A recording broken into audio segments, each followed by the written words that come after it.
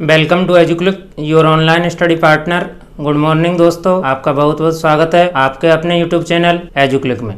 पिछली क्लास में जो हमने पढ़ा था वो पढ़ा था मौर्य वंश के प्रमुख शासकों के बारे में।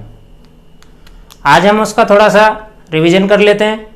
उसके बाद हम पढ़ेंगे धम्म यात्रा, अनुसंधान, अशोक के अभिलेख और उनके सिक्कों के बारे में। मौर्य वंश के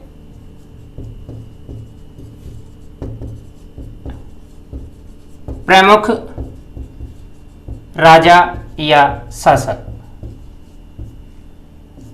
मौर्य वंश की शुरुआत होती है चंद्रगुप्त मौर्य से। जैसा कि पहले हम बता चुके हैं कि चंद्रगुप्त मौर्य के गुरु का नाम चाणक्य था और चाणक्य ने अपना एक ग्रंथ लिखा जिसका नाम था अर्थशास्त्र। यह अर्थशास्त्र राजनीति की पुस्तक थी, राजनीतिक पुस्तक थी। चंद्रगुप्त मौर्य ने नंदवंश के शासक घनानंद को पराजित करके मगध में मौर्य साम्राज्य की स्थापना की। 305 ईस्वी में चंद्रगुप्त मौर्य ने यूनानी शासक सेल्यूकस निकेटर को पराजित किया और उससे संधि की। संधि की जो शर्तें थीं वो थीं कि सेल्यूकस निकेटर को चंद्रगुप्त मौर्य ने 500 हाथी दिए, बदले में सेल्यूकस निकेटर ने चंद्रगुप्त मौर्य को बलूचिस्तान, अफगानिस्तान और सिंध नदी वाला क्षेत्र प्रदान किया। सेल्यूकस ने अपनी पुत्री हेलेना का विवाह भी चंद्रगुप्त मौर्य के साथ कर दिया और एक जो दरबारी था उसे चंद्रगुप्त मौर्य के दरबार में नियुक्त किया जिसका नाम था मेगस्थनीज। और मेगस्थनीज ने जो पुस्तक लिखी वो थी इंडिका। भद्रबाहु की प्रेरणा से चंद्रगुप्त मौर्य ने जैन धर्म स्वीकार किया और अंत में 298 ईस्वी पूर्व चंद्रगुप्त मौर्य की श्रवणबेलगोला, मैसूर, कर्नाटक में मृत्यु हो गई। मृत्यु के बाद में इसका उत्तराधिकारी और पुत्र बिंदुसार मगध का शासक बनता है। बिंदुसार को यूनानी शासकों ने अमित्रो चेटस की संज्ञा दी है। वायु पुराण में इसे भद्रसार और जैन ग्रंथों में इसे सिंहसेन की उपाधि दी गई है। बिंदुसार आजीवक संप्रदाय को मानने वाला था। बिंदुसार का पुत्र था अशोक। बिंदुसार की मृत्यु हो गई। उसके बाद कहा जाता है जैन ग्रंथों में कि अशोक ने मृत्यु से पहले ही बिंदुसार की इच्छा के विरुद्ध और मगध पर अपना अधिकार कर लिया। अशोक को अशोक नाम मास्की और गुर्जरा अभिलेखों में मिला। अशोक ने अपने राज्याभिषेक के 8वें वर्ष यानी 261 ईस्वी पूर्व कलिंग का युद्ध लड़ा। उस समय कलिंग का शासक नंदराज था जिसकी जानकारी हमें हाथी गुफा अभिलेख से मिलती है। इस युद्ध में भयंकर नरसंहार को देख करके अशोक ने रणघोष के बजाय धम्मघोष का नारा दिया। अशोक का धम्म क्या था? जैसे कि हम पहले बता चुके हैं कि यह एक नैतिक नियमावली थी। धम्मघोष में बताया गया कि अशोक ने मानव जाति के नैतिक उत्थान के लिए जिन आदर्शों का प्रतिपादन किया वो धम्मघोष के अंतर्गत आते हैं। धम्मघोष के बाद में अशोक ने धम्म यात्रा का प्रावधान किया। यहां तक तो हुआ पिछली क्लास का रिवीजन। अब मैं इसे मिटा देता हूं और आगे देखते हैं। फिर अशोक का धम्म। अशोक ने धम्म की परिभाषा दूसरे व 7वें शिलालेख में दी है। जैसा कि मैंने आपको पहले बताया था कि अशोक ने कुल 14 शिलालेख बनवाए थे जो 8 स्थानों से प्राप्त हुए थे। प्रथम शिलालेख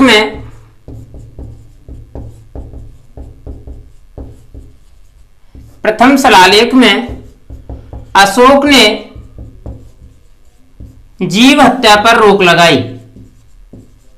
जीव हत्या पर रोक लगाई।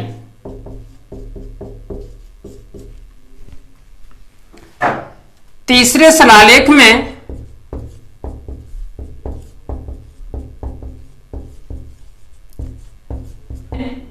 अशोक ने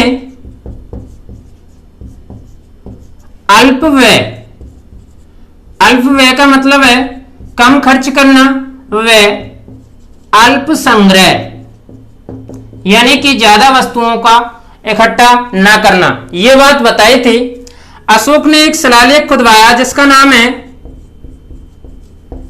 रोमिंदेई शिलालेख। मैंने बताया था कि इस चैप्टर से 5 नंबर के क्वेश्चन आते हैं। एक तो आता है 1 अंक का और एक आता है 4 अंक का। अब की बार जो क्वेश्चन आया था वो मौर्य वंश की स्थापना से पूछा था। पिछली बार यानी कि विगत 2019 में जो क्वेश्चन आया था वो यहीं से था। रोमिंदेई शिलालेख क्यों प्रसिद्ध है अशोक का? तो रोमिंदेई शिलालेख इसलिए प्रसिद्ध है कि अशोक ने अपने शासनकाल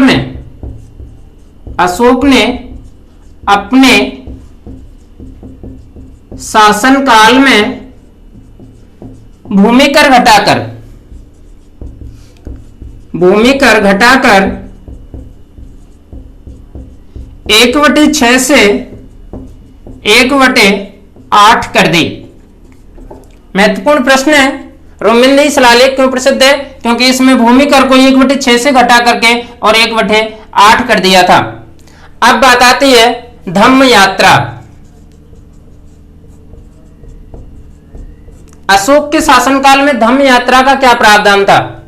धम्म यात्रा के बारे में बताया जाता है कि अशोक से पहले, सम्राट जो अशोक हुए उनके शासनकाल से पहले राजा बिहार यात्राओं पर जाते थे।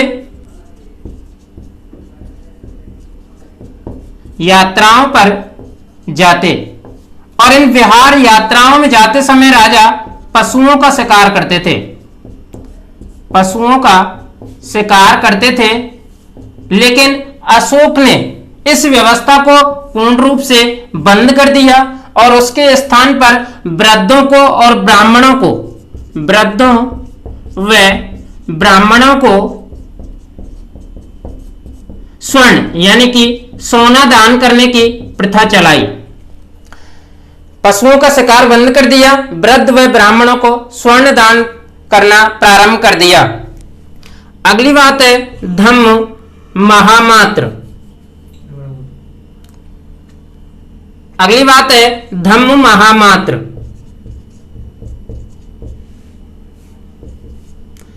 अशोक के शासनकाल में धम्म महामात्र कौन थे? अशोक ने 14वें वर्ष धम्म महामात्रों की नियुक्ति की।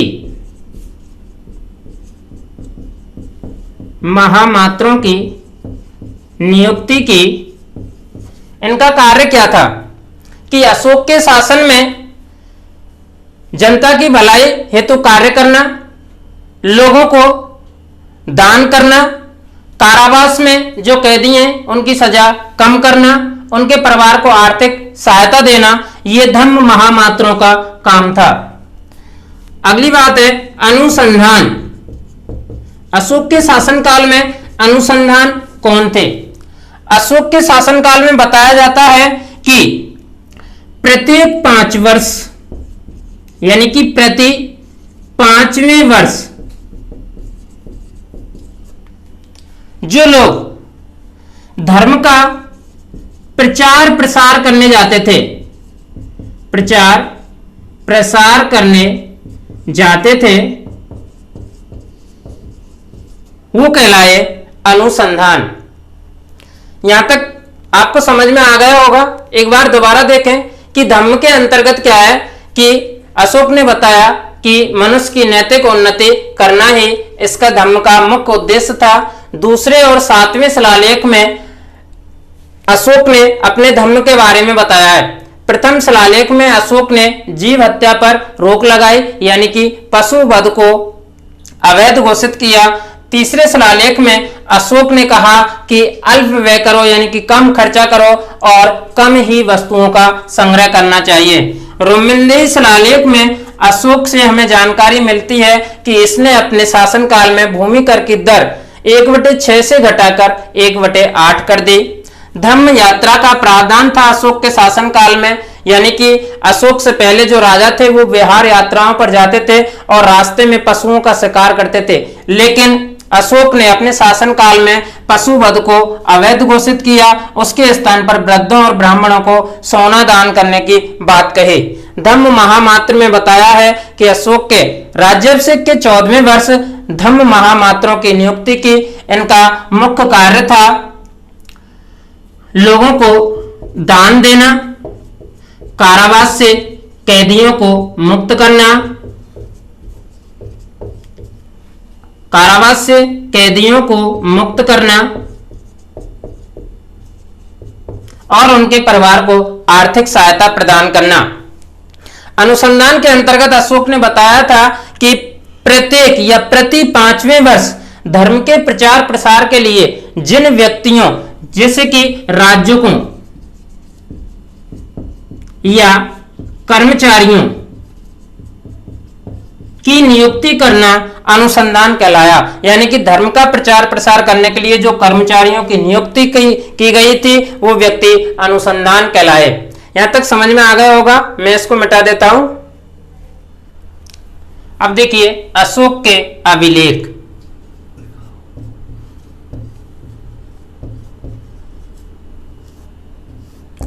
अशोक प्रथम शासक था जिसने अपनी जनता को अपनी प्रजा को अभिलेखों के माध्यम से निर्देशित किया। अभिलेख उत्कीर्ण करवाने की जो प्रक्रिया थी अशोक ने ईरान के शासक दारा या इसका दूसरा नाम है डेरियस प्रथम से ग्रहण की थी।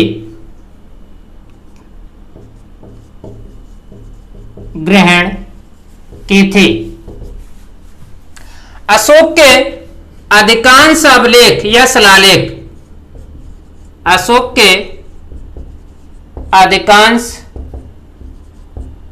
शिलालेख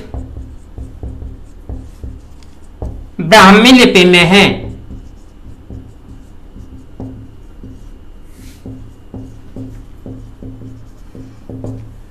लेकिन पाकिस्तान में स्थित 2 अभिलेख, पहला है मानसेरा और दूसरा है शाहबाजगढ़ी। अशोक के ये 2 अभिलेख ऐसे हैं, ये दोनों अभिलेख पाकिस्तान से प्राप्त हुए थे। ये दोनों अभिलेख खरोष्टी लिपि में हैं।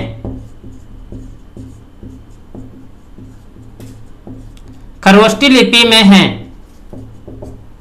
देखिए जयपुर बैराट से अशोक का भाब्रू शिलालेख प्राप्त हुआ था। शायद मैंने पिछली बार बताया था कि इसकी खोज 1837 में कैप्टन वर्ट ने की थी, लेकिन उसके लिए सॉरी, ये खोज की थी 1834 में कैप्टन वर्ट ने, और 1837 में इसको पढ़ा गया था। खोज हुई थी इसकी 1834 में और पढ़ा गया था 1837 में। जिसने पढ़ा था उस व्यक्ति का नाम है जेम्स प्रिंसेप।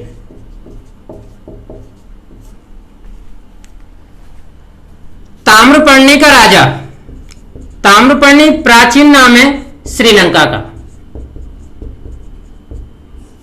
तो श्रीलंका के राजा ने क्या किया कि अशोक से प्रभावित होकर, किस चीज से प्रभावित होकर? शिलालेख लिखवाने की परंपरा से।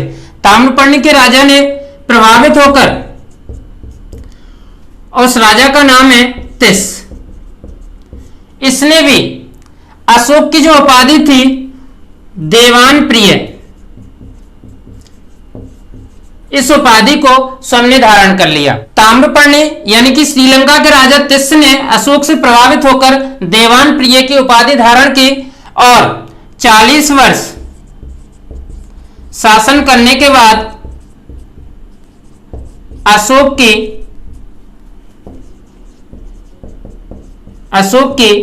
232 ईस्वी पूर्व में मृत्यु हो जाती है। मृत्यु के बाद में 50 वर्ष तक मगध साम्राज्य में इसके उत्तराधिकारियों द्वारा कमजोर शासन स्थापित होता है। यहां तक एक बार दोबारा देखें कि अभिलेख लिखवाने की परंपरा अशोक को ईरान के शासक दारा, जिसका दूसरा नाम था डेरियस प्रथम, से मिली थी, और अशोक पहला शासक था जिसने अपनी प्रजा को अभिलेखों के माध्यम से निर्देशित किया था। अशोक के जो अधिकांश शिलालेख हैं वो ब्राह्मी लिपि में हैं, लेकिन 2 शिलालेख ऐसे हैं, मानसेरा और शाहबाजगढ़ी, ये दोनों शिलालेख पाकिस्तान से प्राप्त हुए हैं, ये खरोष्टी लिपि में हैं।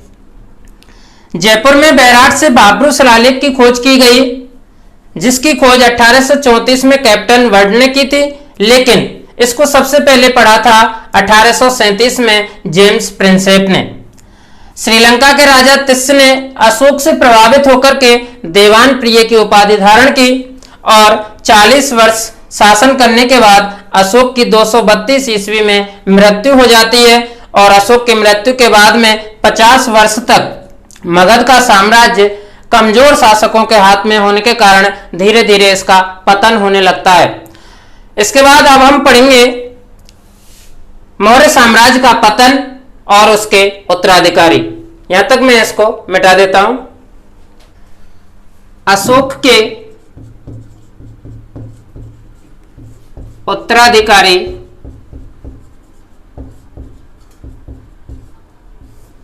और मौर्य साम्राज्य का पतन।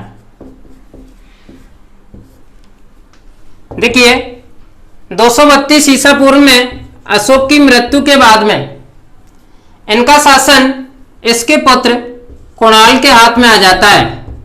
यानी अशोक की मृत्यु के बाद में शासक जो बनता है वह अशोक का पुत्र कुणाल बनता है। कुणाल को दिव्यावधान एक ग्रंथ का नाम है, दिव्यावधान में धर्म विवर्धन कहा गया है। यहां छोटा प्रश्न बनता है, धर्म विवर्धन की उपाधि से किसे नवाजा गया है? तो अशोक के पुत्र कुणाल को। कुणाल अंधा होने के कारण, कुणाल अंधा था, इसलिए मगध का शासन कुणाल के पुत्र संप्रति के हाथ में आ जाता है। संप्रति के बाद में मगध का शासन दशरथ के हाथ में, लेकिन धीरे धीरे अयोग्य शासक होने के कारण में, लेकिन धीरे धीरे अयोग्य शासक होने के कारण मौर्य वंश के अंतिम शासक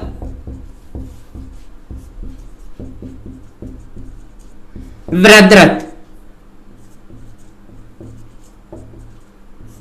यहां एक छोटा प्रश्न बनता है कि मौर्य वंश का अंतिम शासक कौन था?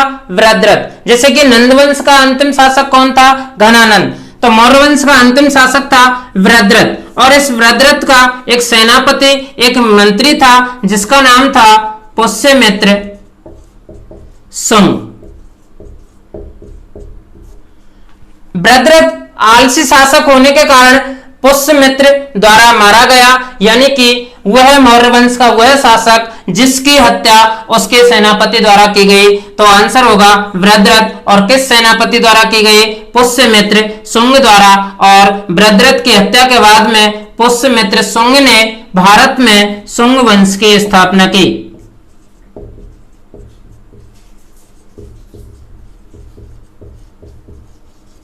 तो भारत में शुंग वंश की स्थापना करने वाला शासक कौन था? पुष्यमित्र शुंग। अपनी क्लास को हम आज यहीं खत्म करते हैं। मुझे लगता है आपको पूरा समझ में आ गया होगा। जिन विद्यार्थियों ने अभी तक वीडियो लाइक नहीं किया है, सब्सक्राइब नहीं किया है, वो वीडियो को लाइक और सब्सक्राइब जरूर कर लें। इससे संबंधित जो कुछ मैंने पढ़ाया आज की क्लास में, इससे संबंधित जो नोट्स हैं वो पीडीएफ फाइल में डिस्क्रिप्शन बॉक्स में आपको उपलब्ध करा दिए जाएंगे। और जो बच्चे अभी तक यानी कि जो नए जुड़े हैं वो जल्दी से जल्दी जुड़ जाएं, जिससे कि उनकी जो पढ़ाई है वो सुचारू रूप से बनी रहे। आज की पढ़ाई में आपको बहुत ज़्यादा या काफ़ी हद तक समझ में आया होगा। अगली क्लास में हम पढ़ेंगे मौर्य साम्राज्य का प्रशासन, केंद्रीय प्रशासन, सैन्य प्रशासन, प्रांतीय प्रशासन, इस सब के बारे में अध्ययन करेंगे। और बेस्ट ऑफ लक।